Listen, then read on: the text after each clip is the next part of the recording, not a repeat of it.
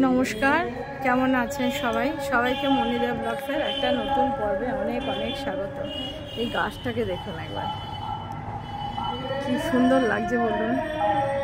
সব গাছগুলো এই যে পুরো একদম ভরে ভরে রয়েছে, এক একটাই দুটো তিনটে করে দেখুন, তেমনি হয়ে আছে দেখুন এই যে নীলকণ্ঠগুলো।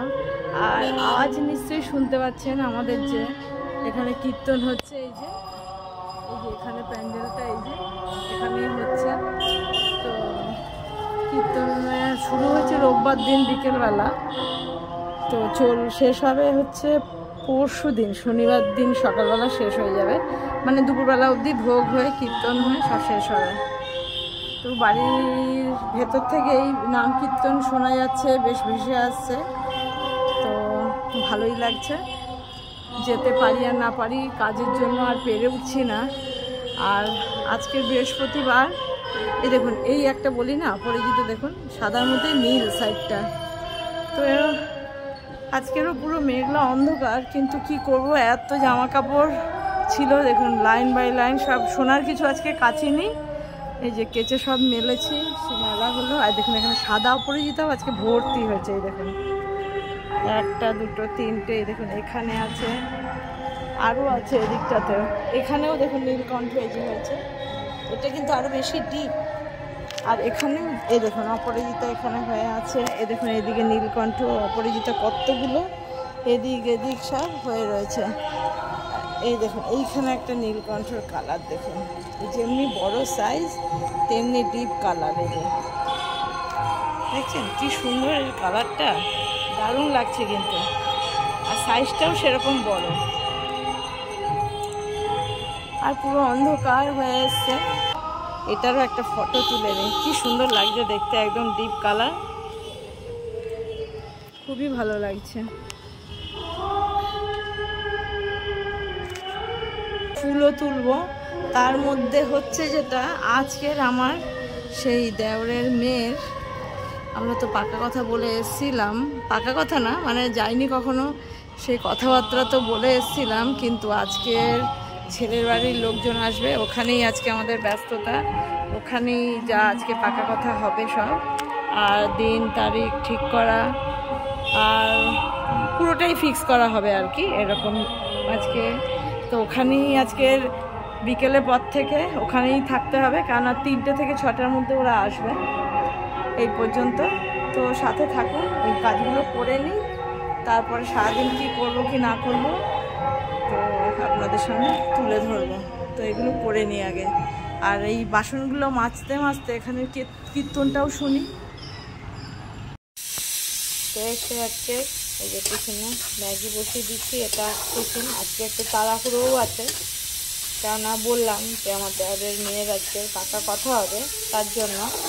তো দেখে পরে কী কী রান্নাবান্না করবো, এই যে সব রেডি করে নিলাম কেটে, আর উচ্ছে আলু ভাজা হবে, এই কচুরলতিটা করব, একটুখানি চিংড়ি মাছ একটু পেঁয়াজ দিয়ে করব, আর এই ইলিশ মাছের এইটুকু আছে, এটাকে ভাপা করব, ওর জন্য যে সর্ষে, কালো সর্ষে আর যে সাদা সর্ষে নিয়ে নিচ্ছি, এটা একটু বেটে নেবো। তো এটাই আজকে রান্নাবান্না হবে। তো সব রেডি করে নিই, মোটামুটি এটা বেটে নিই। তো আগেই ইলিশ মাছ ভাপাটা করব, তারপর কচুরলতি করব, উচ্ছেটা লাস্টে ভাজবো। তো এইটুকুই হবে আজকে রান্না। ইলিশ মাছটা সর্ষে ইলিশ বসিয়ে দিয়েছে, সর্ষেটা বেটে একটুখানি করে উল্টে দিই। চিংড়ি মাছটা এটা একটু আজকে মাখিয়ে বসাবো, তো একটুখানি দিয়ে দিচ্ছি এর মধ্যে পেঁয়াজ কুচুন, এইটুকু দিয়ে দেবো হচ্ছে এই আমার কচুরলতিতে। তো এইটুকু এখানে দেব, একটু সর্ষে বাটা দেব,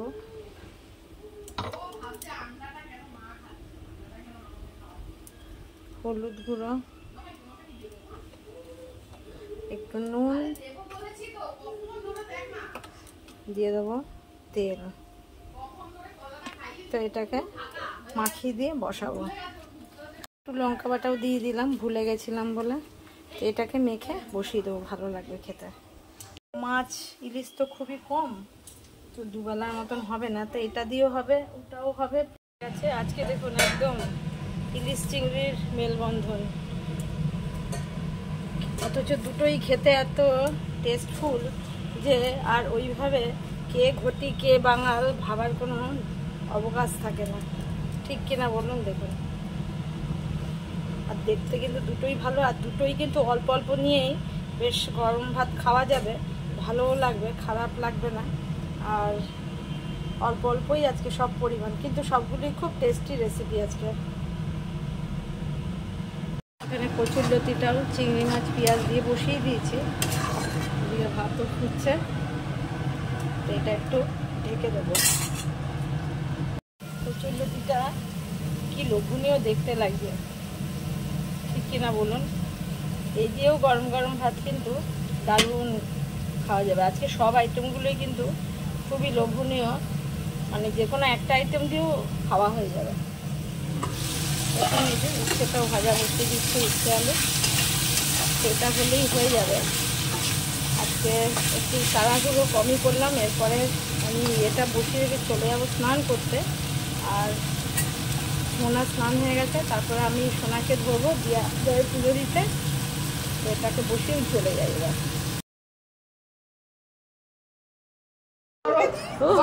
আজকে আজকে আজকে দলের এক্সপ্রেশনটা একটু দেখো সবাই। কাকে কাকে? বড় দিদি, বড় দিদি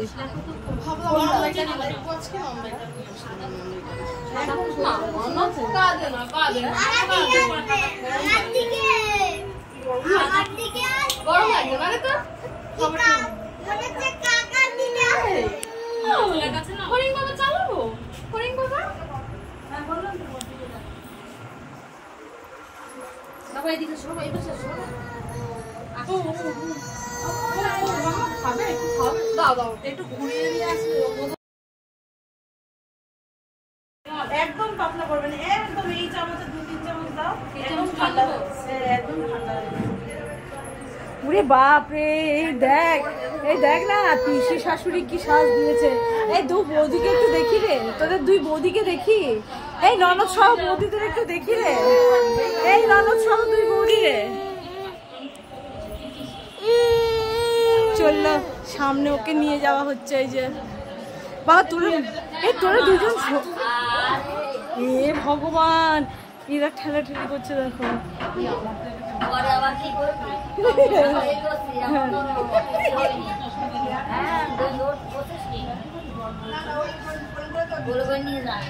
এই কোলে করে নিয়ে যেতে বলছে দিদা, বলছে কোলে করে নিয়ে যা।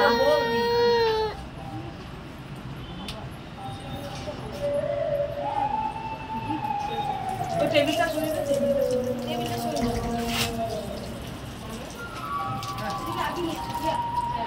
এটা সরিয়েই দাও, কিন্তু চা তুলে পরে দেবে। হ্যাঁ না হয় না, চিন্তা নেই। হ্যাঁ হ্যাঁ হয়ে গেছে, নিয়ে হ্যাঁ ওই তো একটা চেয়ার দিয়া রয়েছে, আমি খাইয়ে দিই।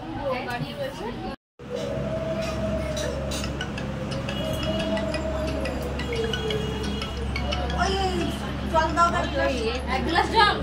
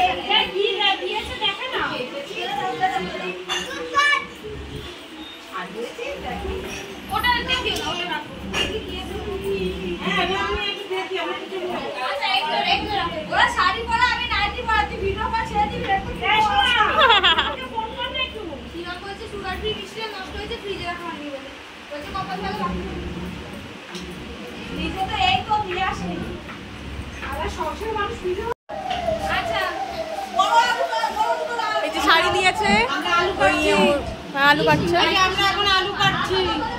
এখন রাত্রিবেলা লুচি আর কাবলি ছোলা খেয়ে তারপরে বাড়ি যাবো, না খেয়ে বাড়ি যাবো না। আচ্ছা, মিষ্টি চা কফি খাওয়া হয়ে গেছে। থামস আপ পাইনি আমি।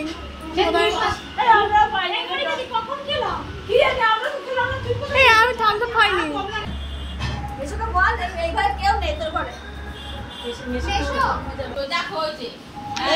অনেক কাজ করছে।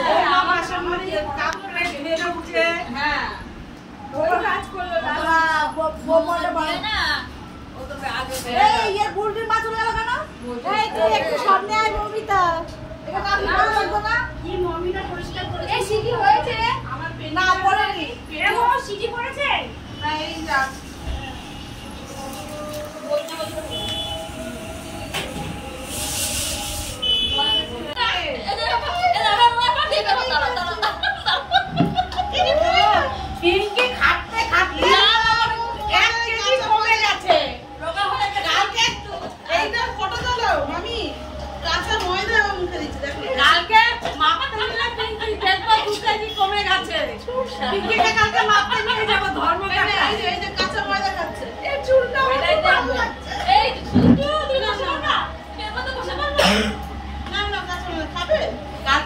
এই যে ওপরে যে যাকে দেখছেন এ কিন্তু ময়দা মাখিনি, ফলস নিয়ে কায়দা মারছে। এটা কিন্তু আমার ননদই মেখেছে।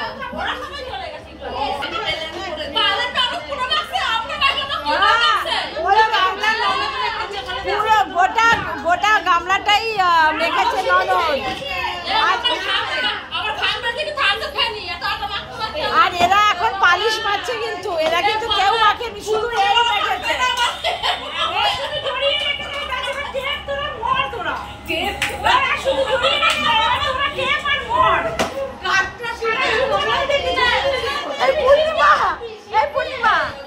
বলছে ও শুধু জড়িয়ে রেখে দেয়, তারপর তোরা টেপ, তোরা মরতো।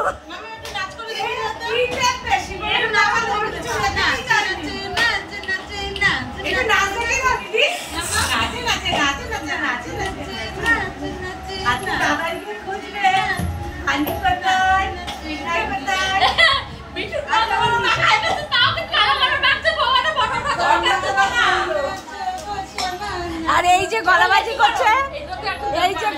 করছে, এ কিন্তু কোনো কাজ না, এ সব ননদ মেখেছে, এখন পালিশ মারছে।